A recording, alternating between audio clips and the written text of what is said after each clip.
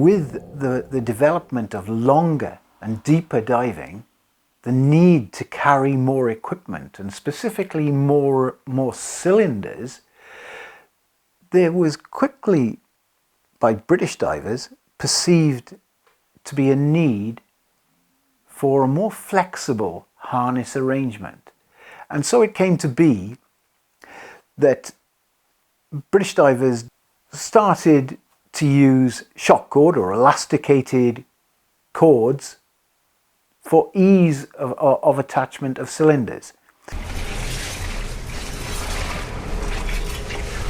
In England, cave diving needed to have a different emphasis. The diving sites were often at the end of difficult sections of cave. The cave passage underwater could be equally awkward and constricted, with poor or zero visibility.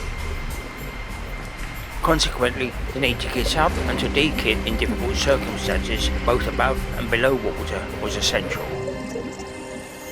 This is the King Pot to Killed Head Traverse by Jeff Crosley and Jeff Yeadon, which I was involved in filming in August 1991. It's about 100 metres long, all low, where you had to take your chest-mounted bottles off. And we're carrying 5 bottles at this point, all very large bottles, 2 on the side and 3 across the chest. The chest ones all had to be taken off and pushed in front of us for 100 metres. They also needed en route to change over to previously staged bottles to deal with both distance and decompression.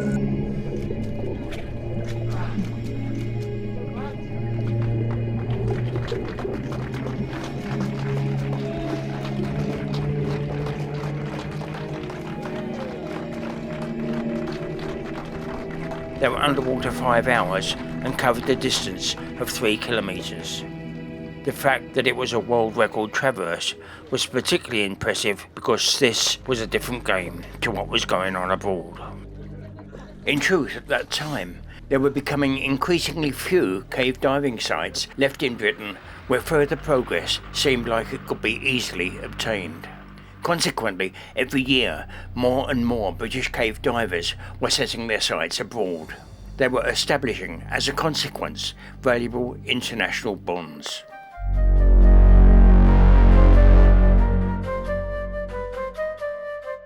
In 1991, just 2 years after the King Pot to Killed Head connecting dive, 10 members of the British Cave Diving Group were invited to assist Swiss diver Olivier Isler at the spectacular French rising known as the Deux de Collie.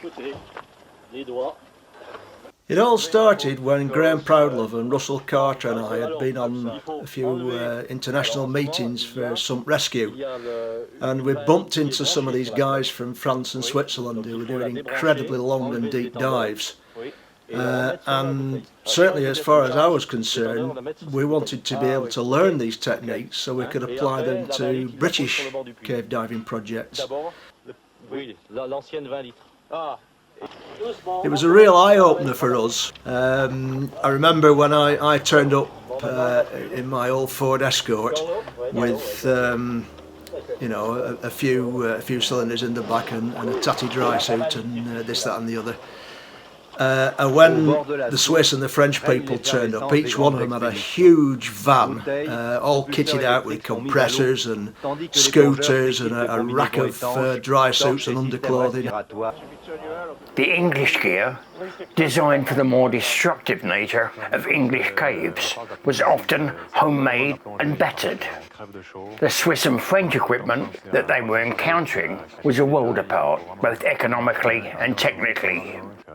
It would take a team just to help Isla into his large breathing set and many more support divers, including the English, to set up his dive.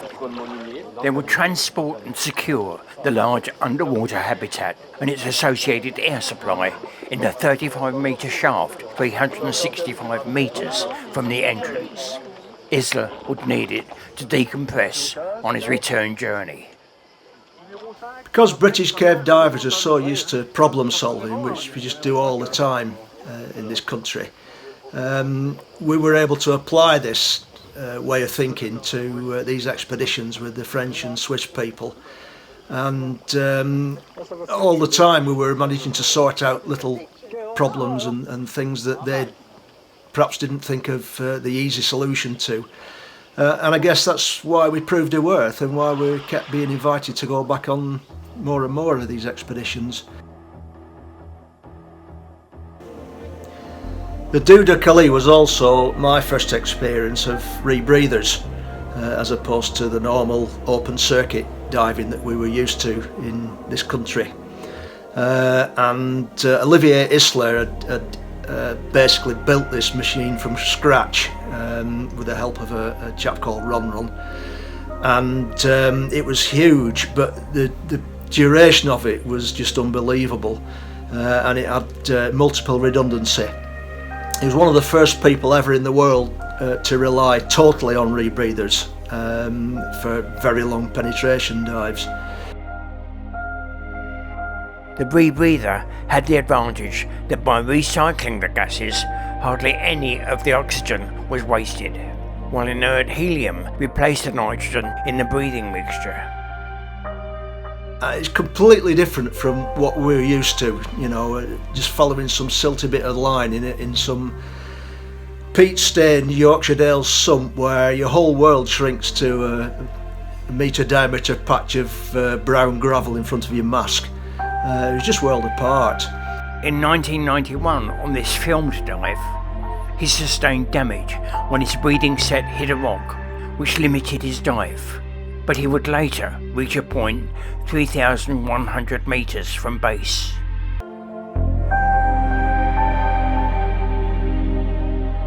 On a return in 1998, after spending 14 hours underwater, including many hours decompressing in the habitat, he would reach 4,055 metres. It was a considerable achievement, but from a cave explorer's point of view, it had its limitations.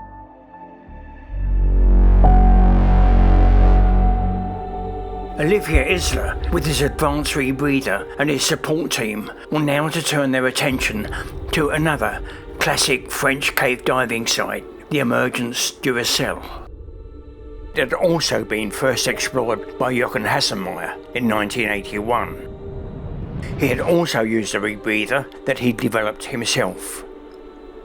After finding his way through a complex section, he had reached a distance of 1,775 metres to a rise in the passage, which he decided was the safe limit for his equipment. 9 years later, and after Hasselmeier's accident, Isler now hoped to repeat this epic dive. His large, purpose-built, triple redundancy rebreather was more advanced than Hasselmeier's. Passing Hasselmeier's limit, Isler continued to break surface in a lake 1,875 metres from base. Ahead was a steep boulder slope, but he was neither able to remove his gear nor get out of the water. Breaking into an open cave passage had effectively brought his exploration to an end. What might really strike you about these two people is they weren't cavers. They were divers that dived in caves.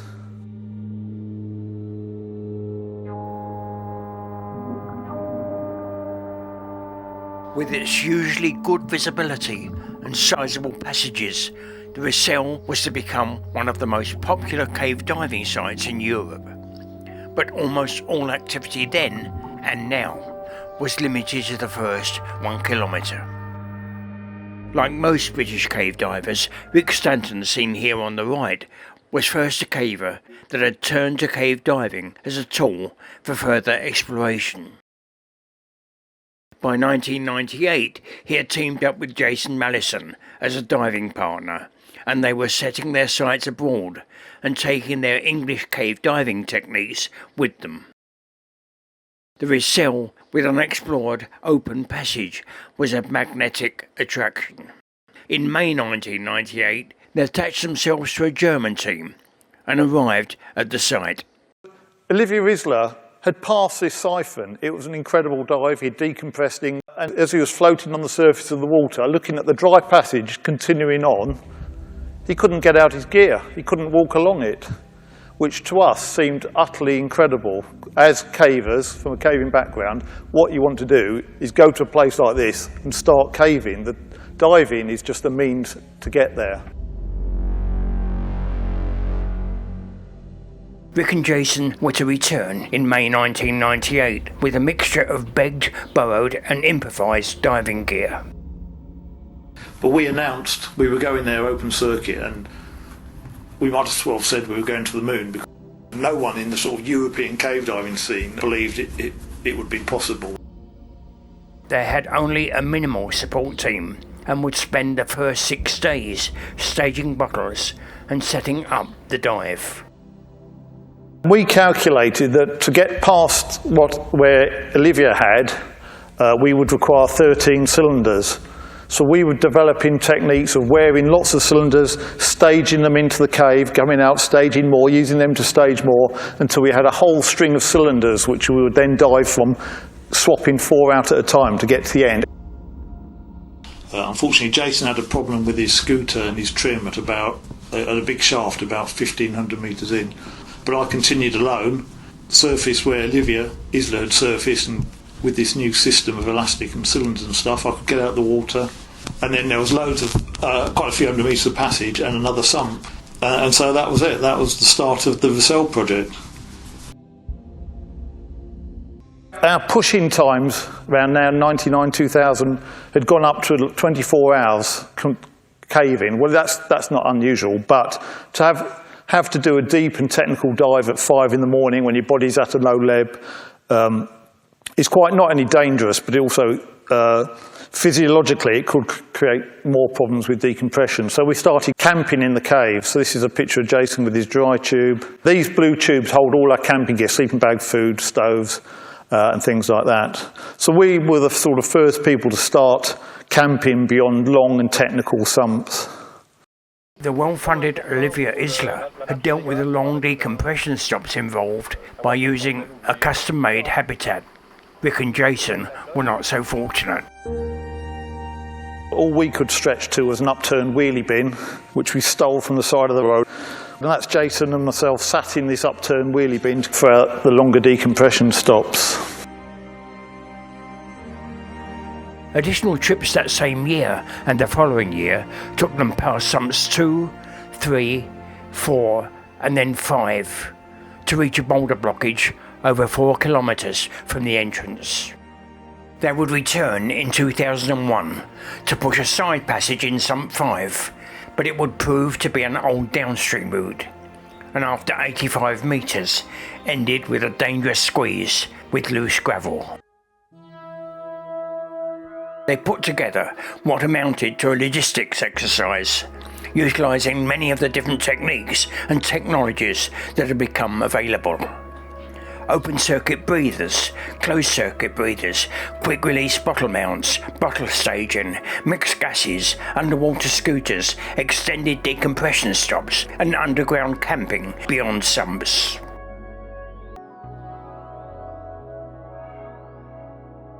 This was a huge landmark, although it might take a while for the caving and the cave diving world to realise it. Their several-day above water and below water exploration through multiple sumps had opened up a whole new range of possibilities for both cave diving and cave exploration, not just in Europe, but eventually throughout the world.